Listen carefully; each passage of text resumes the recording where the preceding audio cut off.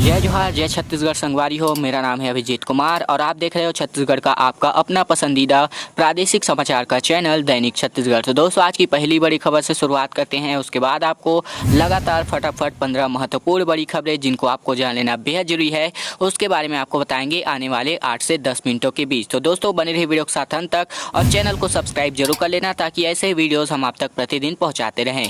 दोस्तों, आज की पहली बड़ी खबर में आपको बता रही कि छत्तीसगढ़ में 6 अगस्त तक के लिए लॉकडाउन को बढ़ा दिया गया है। तो वहीं हालात के हिसाब से कलेक्टर भी इस पर फैसला ले सकेंगे। जी हां, आपको बता दें कि प्रदेश के कुछ शहरों में जहां पर लॉकडाउन लगाया गया था वहां पर जो है लॉकडाउन बढ़ाने का फैसला बैठक में ले लिया गया है। दोस्तों, आपको बता दें कि प्रदेश के कुछ बड़े शहरों में जैसा कि महामारी के बढ़ते संक्रमण के बीच सोमवार को जो है मुख्यमंत्री भूपेश बघेल ने हालात की समीक्षा बैठक ली थी। तो मंत्रिमंडल के सहयोगियों और आला अफसरों के साथ हुई इस बैठक में रायपुर, बिलासपुर और दुर्ग समेत कुछ और मरीजों के बढ़ती संख्या पर चिंता जाहिर की गई है। हालांकि आपको बता दें कि इस महामारी को रोकने के लिए सरकार ने जो है 6 अगस्त तक लॉकडाउन बढ़ाने का फैसला ले लिया है। साथ ही साथ कलेक्टरों को जिले की परिस्थितियों के हिसाब से लॉकडाउन का फैसला करने का निर्देश दिया गया है। लेकिन आपको बता दें कि कुछ ऐसे शहर हैं जहां पर ऑलरेडी इस लॉकडाउन को बढ़ा दिया गया है। दोस्तों, इसी के साथ एक और अगली बड़ी खबर में चलने से पहले चैनल को सब्सक्राइब कर लीजिए ताकि ऐसे न्यूज़ हम आप तक प्रतिदिन पहुंचाते रहे। साथ ही साथ बेल आइकन को दबाकर ऑल नोटिफिकेशन को जरूर से ऑन कर लीजिए। दोस्तों, आपको अगली बड़ी खबर में आपको बता दें कि गांव में जो है लाउड स्पीकर के जरिए छात्रों को पढ़ाने की तैयारियां जो है वो करी जा रही हैं। तो साथ ही साथ बिना मोबाइल और डेटा के पढ़ाई पर जोर दिया जा रहा है।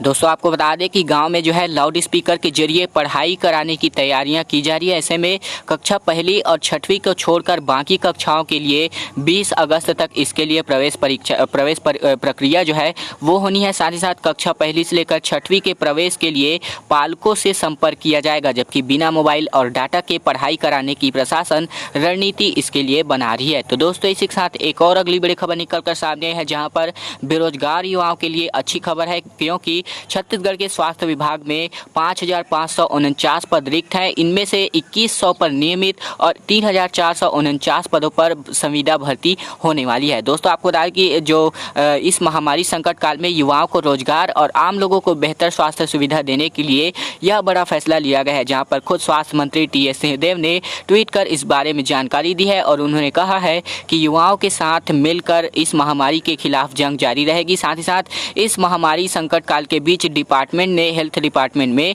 5,549 पदों पर भर्ती का आदेश जारी किया गया है, जबकि इन पदों पर नियुक्ति के लिए वित्त विभाग से भी मंजूरी प्रदान कर दी गई है। इनमें से जो है 3,449 पदों पर संविदा भर्ती होनी है, जबकि 2,100 पदों पर नियमित भर्ती का निर्णय जो है सरकार ने ले लिया है। दरअसल अमले की कमी के कारण राज्य में महामारी संक्रमण के उपचार में परेशानी हो रही थी। तो इससे निपटने के लिए राज्य सरकार ने जो है इन पदों पर भर्ती लेने का निर्णय ले लिया है। तो दोस्तों, इसी के साथ एक और अगली बड़ी खबर निकल कर सामने आई है, जहां पर आपको बता दें कि एम्स के डॉक्टरों का अनुमान जारी किया गया है, जहां पर अगले 2 महीने में छत्तीसगढ़ में चरम पर हो सकता है इस महामारी का संक्रमण। जी हां, एक बुरी खबर निकल कर सामने आई है, जहां पर 2 महान दिग्गज जो है छत्तीसगढ़ के एम्स के जो डॉक्टर है उनका अनुमान निकल कर सामने आया है, जहां पर उन्होंने कहा है कि इस संक्रमण का प्रसार बेहद तेजी के साथ हुआ है। तो हालात यह है कि यहाँ संक्रमित मरीजों की संख्या यानी कि रायपुर में अब जो है प्रदेश में जो है 8,000 के करीब पहुंचने जा रही है। ऐसे में रोजाना राज्य में सैकड़ों नए केस सामने आ रहे हैं। तो लोगों ने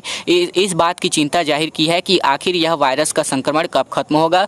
तो इन सब हालात के बीच जो है रायपुर स्थित अखिल भारतीय आयुर्विज्ञान संस्थान यानी कि एम्स के प्रमुख डॉक्टर नितिन एम नागरकर ने कहा है कि उन्होंने कहा है कि राज्य में फिलहाल संक्रमण के हालात और मौजूदा संकेतों को देखते हुए यह अनुमान लगाया जा सकता है कि अगले 2 माह तक राज्य में इस महामारी का संक्रमण अपने चरम पर होगा। यानी कि इस दौरान लोगों को पूरी तरह से सचेत रहना होगा और सावधानी के साथ ही जिंदगी जो है वो बितानी होगी। तो दोस्तों, इसी के साथ एक और अगली बड़ी खबर आई है, जहां पर मोबाइल एक बच्चे कई। तो इस पर जो है स्टूडेंट्स पढ़ाई के बजाय कहीं बकरी चरा रहे हैं, तो कई आम तोड़ रहे हैं, तो कुछ खेतों में कर रहे हैं काम। जी हाँ, एक ऐसी विडंबना सामने आई है जहाँ पर इस महामारी के कारण आखिरकार स्कूल तो जो है वो खुलने से रहे। तो ऐसे में पढ़ई तुहर दुआर योजना के तहत जो है बच्चों को ऑनलाइन कक्षाओं से जोड़ रही है सरकार, लेकिन ऐसे में जो है ऐसे कई स्टूडेंट्स हैं जिनके पास तो ना ही ऐसी सुविधाएं हैं और ना ही उनके पास कोई इंटरनेट कनेक्शन है। तो इसके बावजूद जो है अब जो है वे बच्चे क्या कर रहे हैं, बच्चे जो है बकरी चरा रहे हैं, तो कई बच्चे खेतों में काम कर रहे हैं।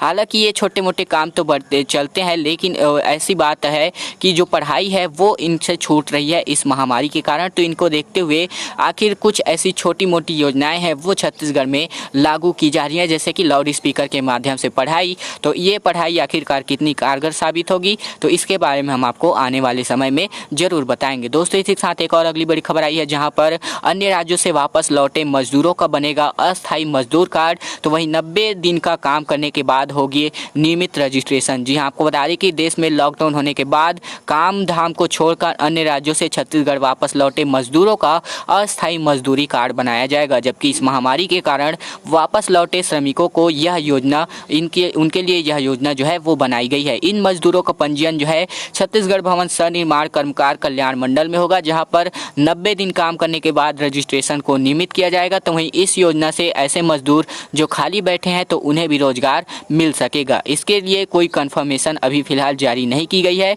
लेकिन यह काम जो है वो जल्द ही होने वाली है। तो वहीं दोस्तों एक और अगली बड़ी खबर निकल कर सामने है, जहां पर लॉकडाउन में अमृत मिशन योजना को मिलेगी जल्द काम करने की छूट।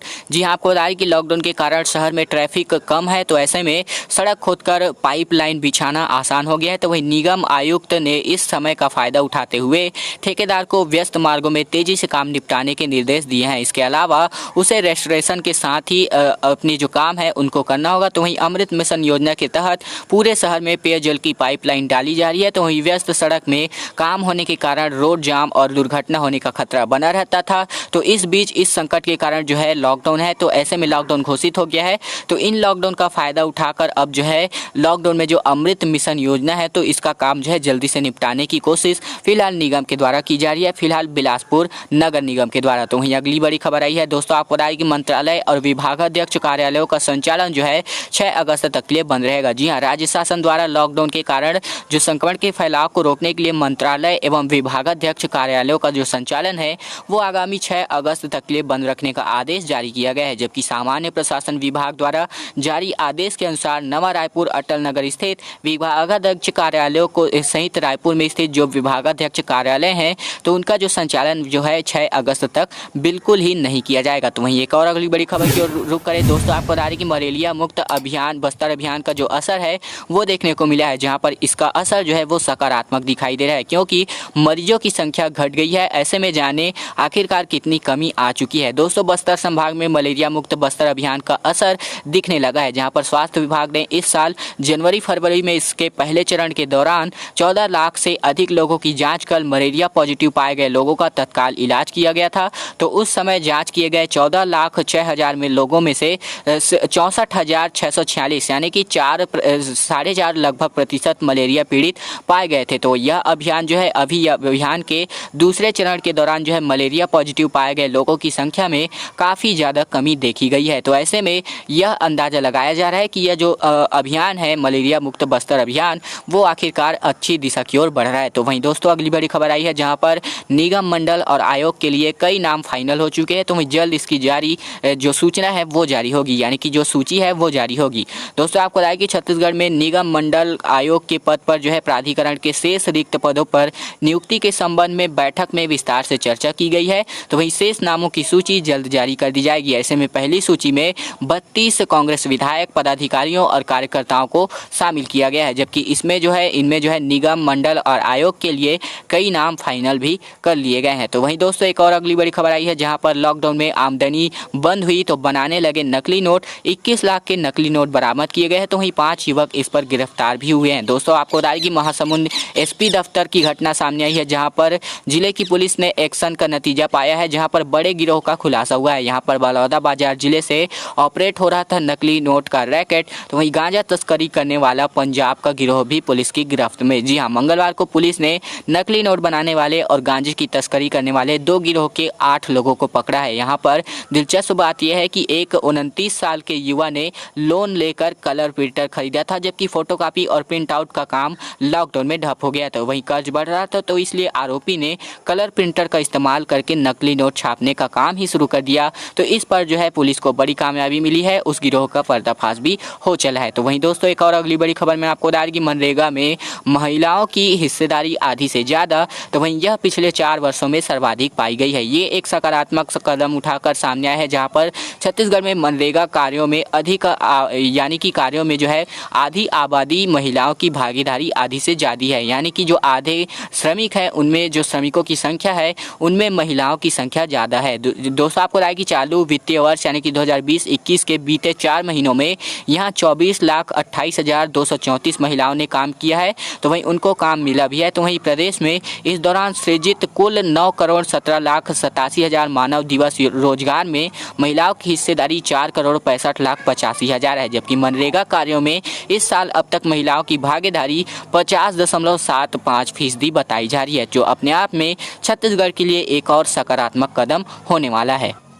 तो वहीं दोस्तों एक और अगली बड़ी खबर आई है, जहां पर बच्चों के लिए एक बड़ा खबर आया है, जहां पर जो है अगर ओपन बुक सिस्टम से होंगे स्कूल के टर्म एग्ज़ाम तो वहीं पूछे जाएंगे वस्तुनिष्ठ सवाल। जी हाँ, टर्म एग्ज़ाम यानी कि जो तिमाही होते हैं, छमाही होते हैं, तो इन परीक्षाओं का आयोजन जो है ओपन बुक सिस्टम से होंगे। तो दोस्तों आपको बता दें कि आखिरकार ये ओपन बुक सिस्टम है क्या, अब वीडियो में बने रहिए, हम आपको बताते रहेंगे। दोस्तों आपको बता दें कि स्कूल के टर्म एग्ज़ाम और असेसमेंट में ओपन बुक सिस्टम को लागू किया जाएगा। ऐसे में ओपन बुक सिस्टम से ही अब छात्र स्कूल का पहला और दूसरा टर्म एग्जाम यानी कि तिमाही और छमाही की परीक्षा देने वाले हैं। इसकी जानकारी सीबीएसई द्वारा स्कूलों को दी जा रही है, जबकि अभी तक टर्म एग्जाम जो है लिखित परीक्षा के आधार पर होते थे, लेकिन सीबीएसई ने इसमें बदलाव कर दिया गया है। चूँकि अभी छात्र ऑनलाइन पढ़ाई कर रहे हैं घर से, तो इसलिए पढ़ाई के साथ एग्जाम भी ऑनलाइन ही ले लिया जाएगा। ऐसे में स्कूलों को ओपन बुक सिस्टम से ऑनलाइन परीक्षा को लेने से कहा गया है। दोस्तों इसी के साथ एक और अगली बड़ी खबर यानी कि अंतिम बड़ी खबर की ओर बढ़े आज की, तो दंतेवाड़ा में शहीदी सप्ताह के पहले दिन ही